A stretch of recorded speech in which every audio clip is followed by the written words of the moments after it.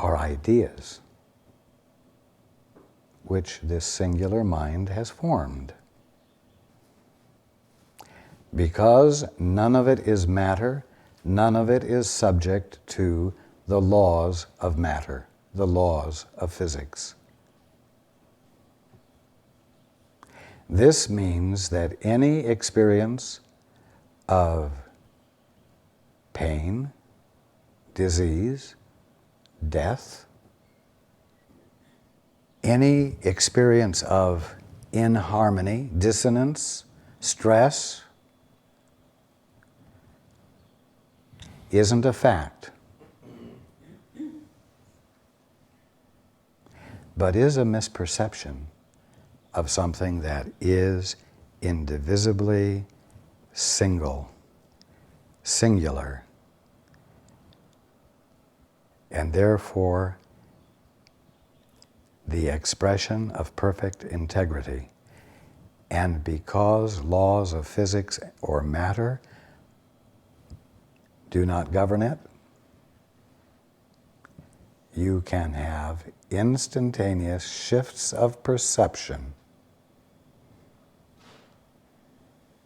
that constitute the experience of new evidence, if you will,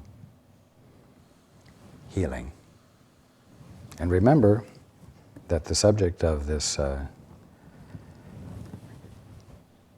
portion of the course that we're reading is about healing. Okay. Let's go to the book.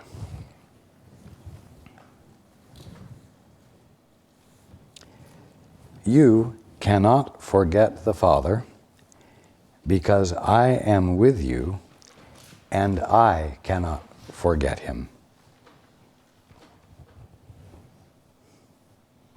Well, that could sound like sheer egotism, couldn't it? Well, because I haven't forgotten him, and I'm with you, you're guaranteed of not being able to forget him. Whew. Well, it's not an egotistical statement. It's not one I can take credit for. It simply expresses the singularity that we've been talking about.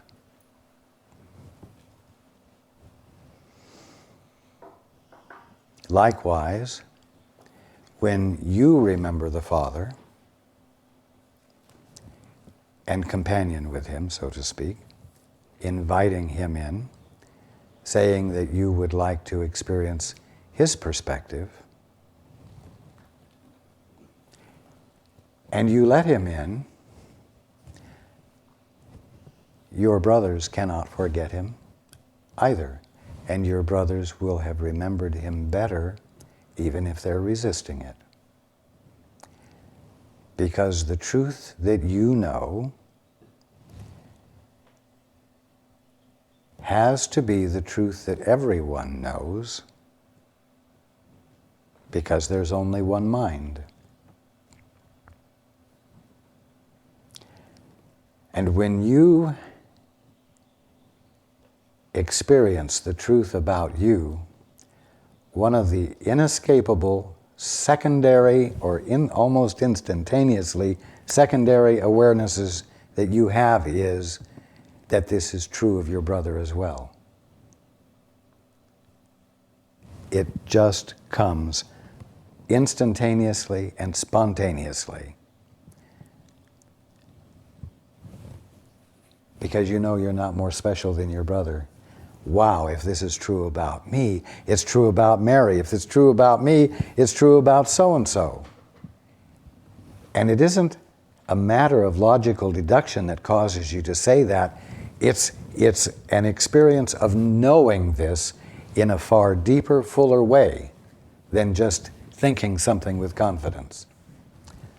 And like the 100th monkey principle, as the first 99 monkeys got the idea, all of the other monkeys got the idea too, but not clearly enough to have the light bulb go on and cause them to change their behavior. And then the 100th monkey got the idea, the critical balance, you might say, was reached, And all of the monkeys on all of the islands got the idea, and their behavior changed with no one apparently teaching them. This is because of the singularity that we're talking about. Again, you cannot forget the Father, because I am with you, and I cannot forget him. To forget me is to forget yourself and him who created you.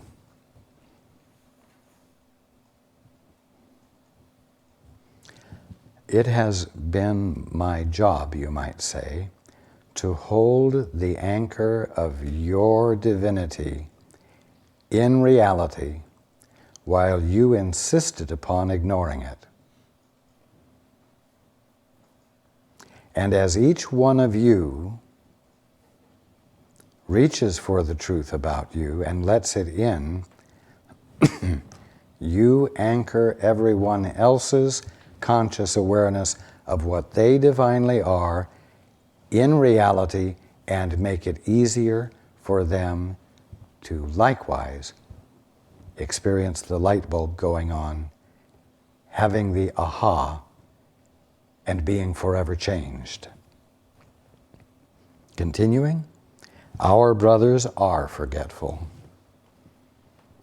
That is why they need your remembrance of me and him who created me.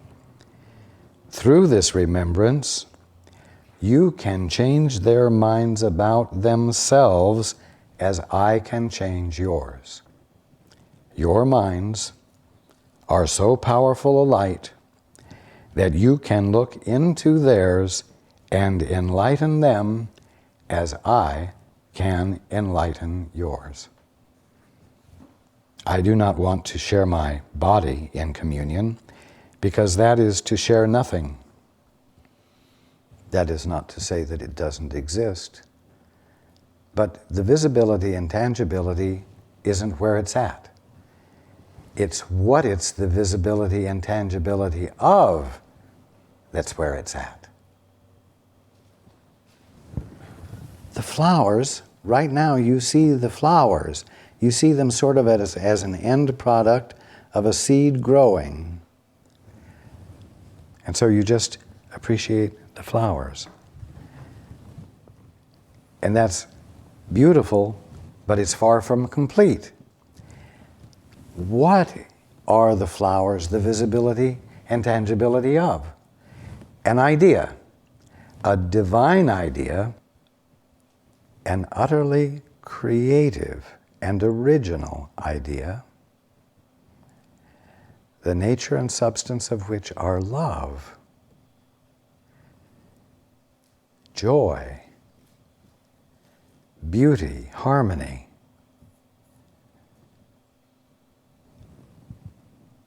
And it's all living love, living joy, living beauty, living harmony. And that love is loving you. And that love that's loving you is you recognizing it loving you. And you recognizing it loving you. And you recognizing it loving you. And all of you having the experience of all these recognitions occurring. So why would I share my body any more than I would share just the flower? Your body is the visibility and tangibility of your individuality. And your individuality is the presence of God. So I'm sharing the presence of God with you so that you might get the idea that you're the presence of God, that the presence of God is what you are, is what is being you. And I'll tell you something. When you get that idea, I'll share my body with you as well. I'll let you see me. Except that you'll know that what you're seeing is just the visibility and tangibility of the real thing, not that the visibility and tangibility is unreal, but what's important, the presence of God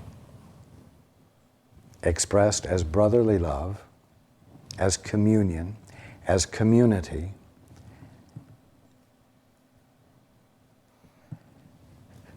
of the infinitely individualized action of God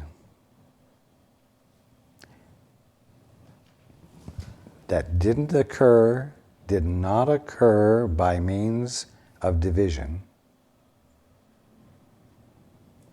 which therefore as an experience will mean that your experience of infinite individualization will be a singular experience of your being, in which no aspect of anything is left outside your conscious awareness or is in any way different from you, while at the same time still being the Father individualized. That you will have trouble grasping, but I must put it into words so that the words become familiar and you will have something to hang the experience on when you have the experience. You'll say, "Oh, I know what he meant." And you won't have to search for the words to express it. Again, I do not want to share my body in communion, because that is to share nothing. Yet I do want to share my mind with you, because we are of one mind, and that mind is ours. Start thinking of the word mind as something that the word our can be applied to rather than my or mine. Stop thinking my mind. Think our mind. That'll put you in a new perspective. Continuing. See only. There's where the discipline comes in. Don't do anything extra. See only this mind everywhere. Because only this is everywhere and in everything. It is everything because it encompasses all things within itself. Now, isn't that what we've been talking about? It is everything because it encompasses all things within itself. There's the singularity. Remember a few weeks ago, we came to the part where it said, you need to change your mind about your mind. And that's what we've been talking about for the last few weeks. Continuing, blessed are you who perceive only this, and there's that discipline again, meaning don't waste your energy doing extraneous, irrelevant things. Be boring, do only this. Blessed are you who perceive only this, because you perceive only what is true. If you want to perceive other things, go ahead. It just happens that none of it will be true. So do only this. Blessed are you who perceive only this, because you perceive only what is true. Oh, isn't that boring? No excitement. Only can experience what is true.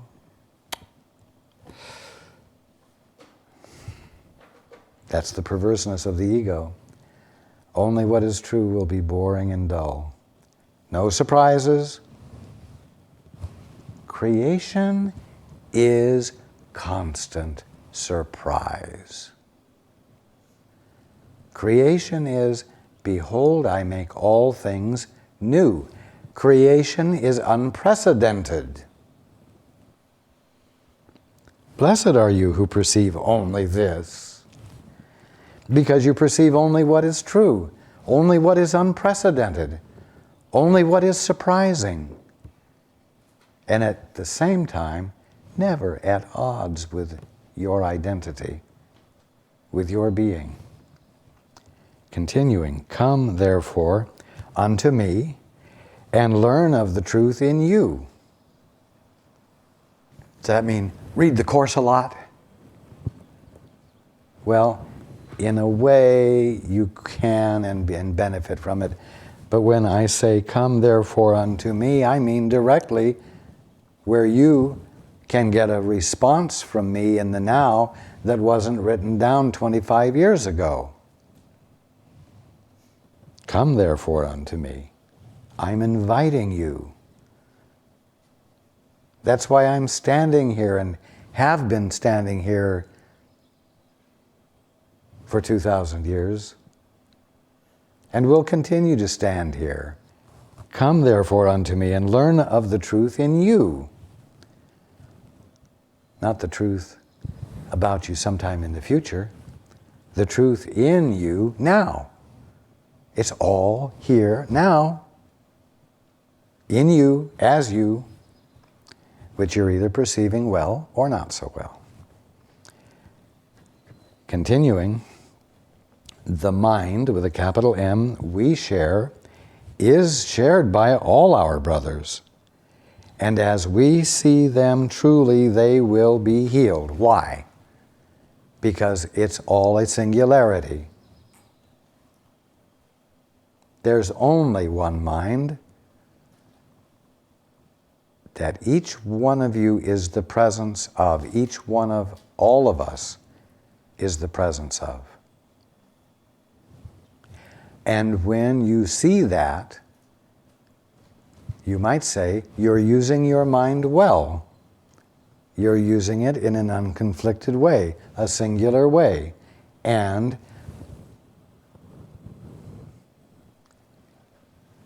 you have this ongoing light bulb flashing. The experience of knowing that this is true about your brother as well. Whether he recognizes it or not, you know what's true about your brother. And because of the singularity of the only mind there is, your brother knows it even if he resists recognizing it, embracing it.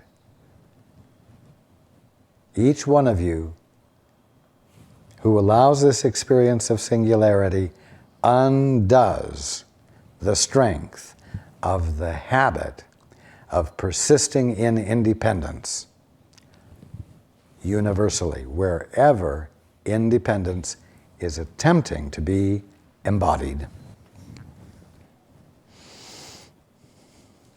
Continuing, let your mind shine with mine upon their minds, and by our gratitude to them, make them aware of the light in them. Oh yeah, a lot of gratitude I'm going to feel.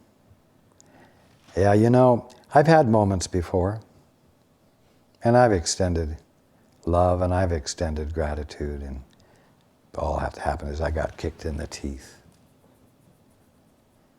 Well, you know, what all that means is that you have further opportunity to extend gratitude and behave in a way that allows for transformation to occur.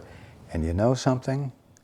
Every mother in this room and every mother who hears my voice knows what I'm talking about, because what do you do when you're cranky, irascible, grouchy, impatient, child, screams and yells because you've said order has to be expressed, or it's time to clean up your room, or you know what Jimmy did to you can't really hurt you.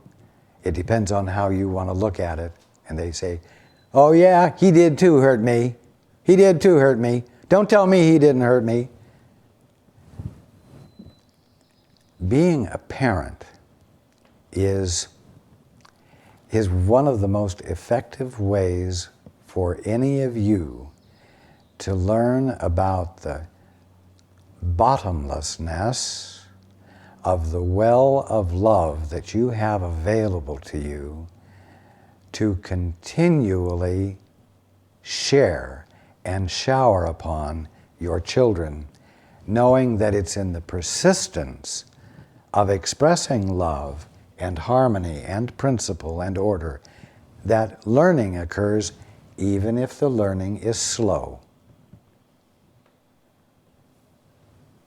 It's perhaps the most effective means to learn what patience is. It's really patience with yourself when you feel like abandoning love and using force in one form or another to effect change, or to give up entirely because this child is just too disruptive, too manipulative, too terrible. Mothers recognize the real call for love more than fathers. And although role reversal isn't working too well these days, with the women at work and the husbands at home, it is providing an opportunity for men to discover their capacity to love and the fact that love is more productive than force or protocols. Again, let your mind shine with mine upon their minds, and by our gratitude to them, why? Because they're giving us the opportunity to draw from the bottomless well of love that's fuller than we thought it was, and uncovers a deeper capacity than we thought we have. And by our gratitude to them, make them aware of the light in them.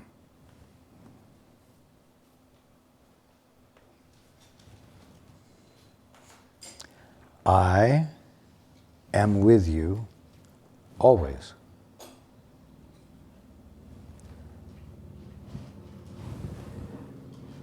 Do you realize that that's my expression of motherhood?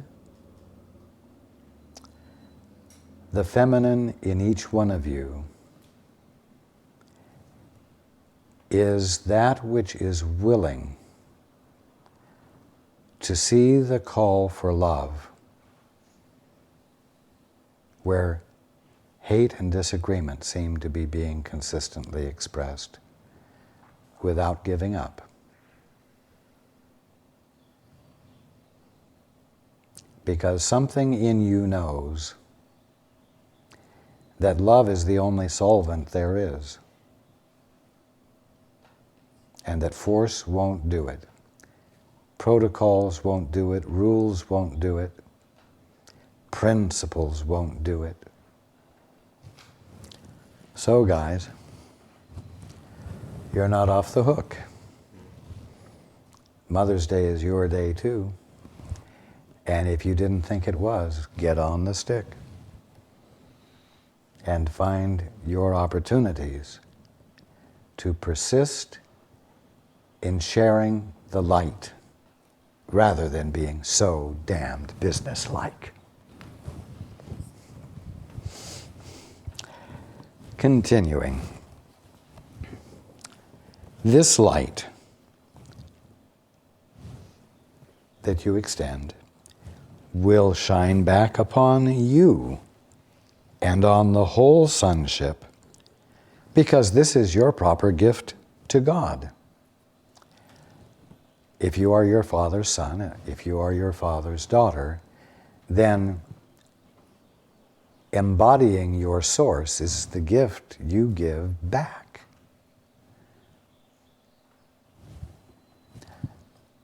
And now there's integrity, not conflict. Now there's wholeness or singularity, not division. And that gift to the Father becomes your gift to everything and everyone because of the singularity. Continuing, He, God, will accept it and give it to the sonship because it is acceptable to Him and therefore to His sons. This is just another way of wording or giving verbalization to what singularity means. Continuing, this is the true communion of the capital S Spirit, capital W, who sees the altar of God in everyone, and by bringing it to your appreciation, calls upon you to love God and His creations. You can appreciate the sonship only as one. That means you cannot appreciate the sonship as disjointed, a disjointed infinitude of discrete entities. You can appreciate the sonship only as one. Singularity again. This is part of the law of creation and therefore governs all thought. Okay, the next section is called From Vigilance. You remember we've been talking about the need for vigilance. From vigilance to peace. Although you can love the sonship only as one, you can perceive it as fragmented. It is impossible, however, for you to see something in part of it that you will not attribute to all of it. Here is the beginning of a description of how what you divinely are and the way things work truly are incorporated in your illusion, in your delusions. And it's further demonstration of the fact that you only have one self, which you're either expressing well or poorly. And this one self is the Christ, the presence of God. Remember, we just read, you can appreciate the sonship only as one. This is part of the law of creation and therefore governs all thought. We're talking about truly, as things truly are here. This is part of the law of creation. It doesn't have a capital C, but it means creation itself. Although you can love the sonship only as one, you can perceive it as fragmented, meaning that you've now managed to get your bill of divorcement from the Father and you're seeing things on your own. And as long as you are seeing things alone, on your own, separate from the Father, your choice to be separate is going to be an inevitable part of everything you see. And so you will see the sonship as fragmented. It is impossible, however, for you to see something in part of it that you will not attribute to all of it. Why? Because the law of creation is that you can appreciate the sonship only as one. So now, you fooled yourself into thinking that you're seeing the sonship as fragmented, but you're still required, because you have no other operating system to use, you're still required to see that whatever you attribute to one part of the fragmented sonship must apply to all of it in your mind. You will apply it to all of the sonship. Do you see what I'm saying? Because you haven't stopped being the Christ, and the laws of creation haven't been subverted or replaced, the laws of creation will still govern your illusion. And so, if you perceive part of the sonship as fragmented, if you see flaws in part of the sonship, it will automatically be applied to all of the sonship in your perception. That is why, continuing, that is why attack is never discrete, and why attack